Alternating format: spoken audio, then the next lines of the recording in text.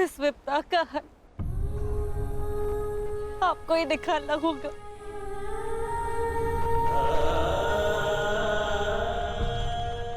एक माता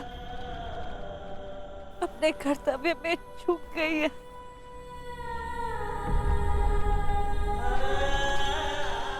एक पितामह नहीं चूक सकते ताजश्री। कुछ कीजिए। हर बार भीष्म के समक्ष ही भीष्म स्थिति क्यों उत्पन्न हो जाती है? क्यों?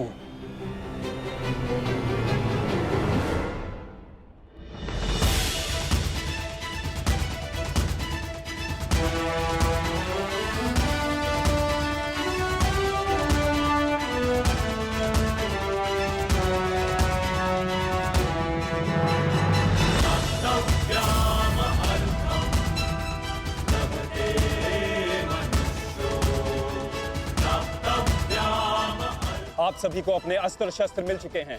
अब आप लोग कहां और किस व्यू में रहेंगे ये समझ लीजिए। ये कुरुक्षेत्र है और हमारे सामने होगी कौरव सेना। हमारी सेना का दायां पक्ष मैं संभालूंगा और बायां पक्ष महाबली भीम, और मध्य में होंगे गांडीवधारी अर्जुन।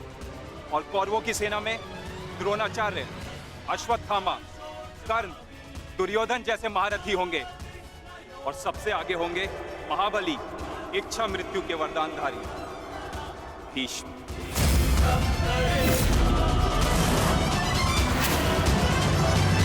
इस युद्ध में सभी ने अपना स्थान जान लिया है।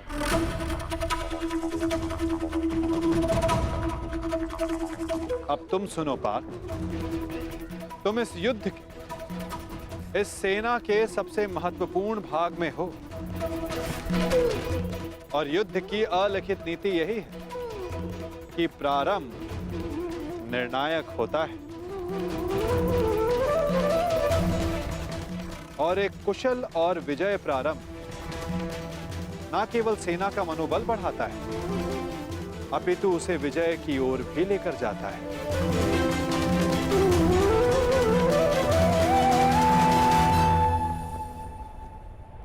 तुम हमारी सेना के मेरुदंड हो, मूल आधार हो, इसलिए विशेषतः आक्रमण तुम्हारे ऊपर ही होंगे पार्थ।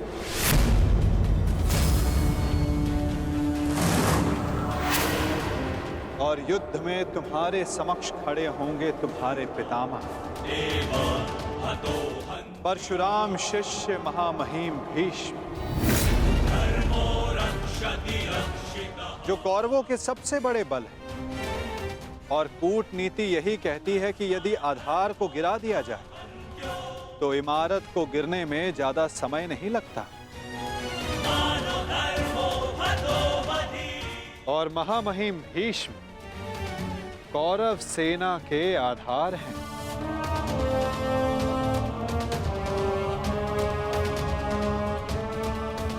और तुम्हें उन्हें गिराना ही होगा।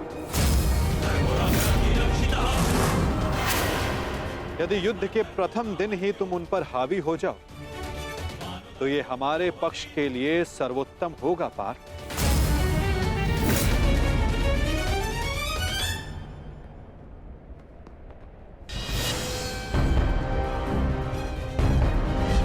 तुम्हारे पुत्र हस्तिनापुर की रक्षा बनेंगे, यही इनका कर्तव्य है और यही नियति है।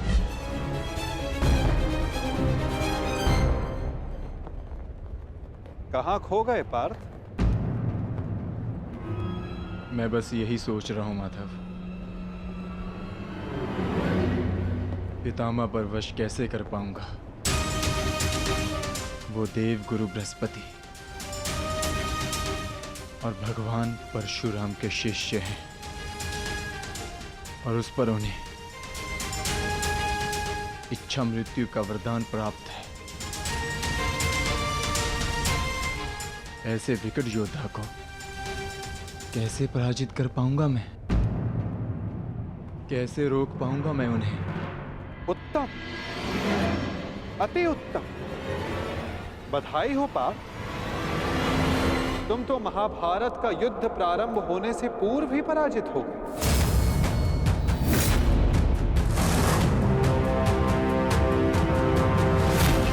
एक शत्रु की शक्ति का अनुमान होना एक योद्धा के लिए उचित होता है, परंतु शत्रु की शक्ति को देखकर उससे स्वयं को हीन समझना पराजय की ओर सबसे पहला पड़ाव होता है पार। कुरुक्षेत्र में तुम्हारे विरुद्ध खड़ा प्रत्येक योद्धा तुम्हारा शत्रु है पार, जिसका तुम्हें वध करना है।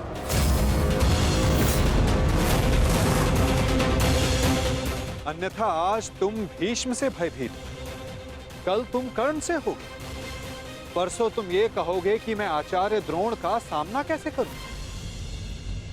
यदि ऐसा ही रहा तो कैसे पूर्ण करोगे अपने साथ हुए अन्याय का प्रतिकार? कैसे लोगे पांचाली के अपमान का प्रतिशोध? अपनी प्रतिज्ञाएं कैसे पूर्ण करोगे पार्थ? बताओ। यदि युद्ध में विजय होना है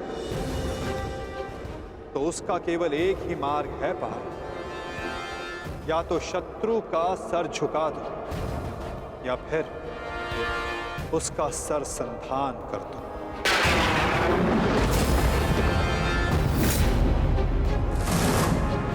यदि तुम्हें इस धर्म युद्ध में विजय पानी है तो तुम्हें अपने पितामह का सर झुकाना होगा।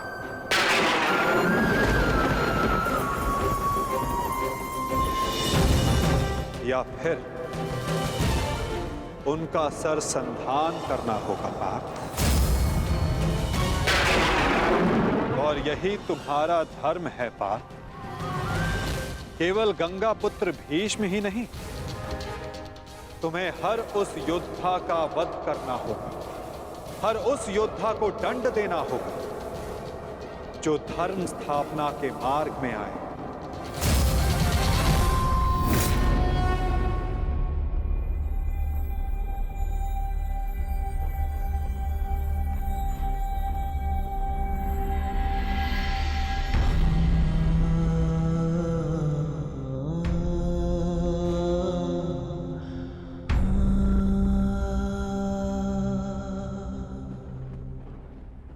क्या हुआ पार्थ? तुम इतने विचलित क्यों हो? कुछ नहीं माधव।